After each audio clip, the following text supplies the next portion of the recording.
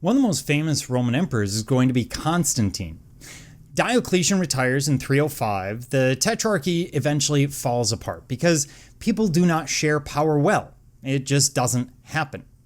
Eventually, a man by the name of Constantine, or Constantine the Great, will prevail. His father was Caesar of the West, so he's the son of one of these Caesars.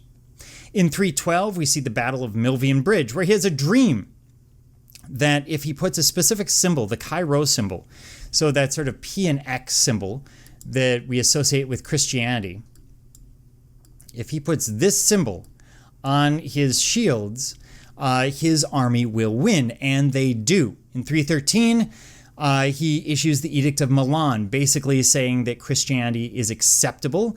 He does not make Christianity the state religion. That will happen later, but he makes it acceptable.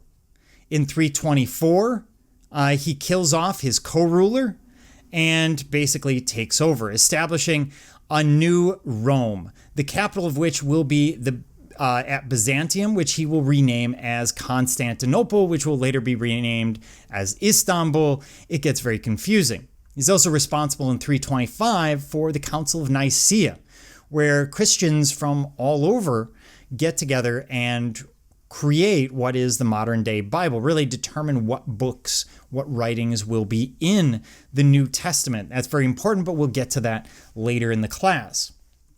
Constantine is said to be powerful but ruthless, and not this Constantine, although he's particularly interesting, but this Constantine.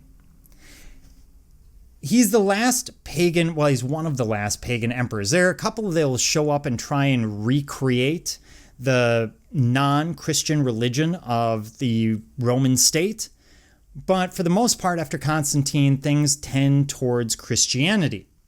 He's not baptized until his deathbed, so he's not practicing Christian at the time, and even if he were, you wouldn't recognize it as practicing Christianity. Again, something we'll get into after the midterm. So he creates a new aesthetic, and this grew out of Diocletian's reign. Here, we're looking at a portrait of Constantine. This is from the Colossus of Constantine, and they're much less interested with depth, with reality. Instead, they're trying to create something massive, and it is argued that many of these statues are simplified because they may have been previous emperors that are simply being resculpted. We know that this happens in Rome, and you could imagine, especially at the end of the empire, when resources are difficult to come by, that might be very, very important. And what we have are a marble head and parts of his body from this Colossus. It would have been seated. The head alone is 8.5 feet tall. The torso would have been wood covered in bronze. And then we had these marble elements, much like our Athena Parthenos, except instead of using ivory for anything that's skin tone, they're using solid marble. And this is modeled after the Roman god Jupiter, who's their equivalent of Zeus, sort of the supreme god.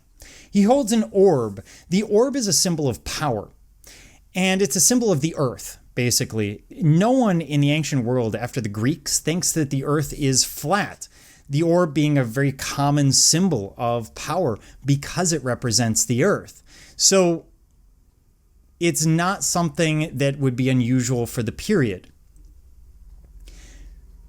The head is somewhat specific, but also generic at the same time. In terms of specific, we have that heavy jaw, which we think was an element, a characteristic of Constantine, a hooked nose, and a jutting chin.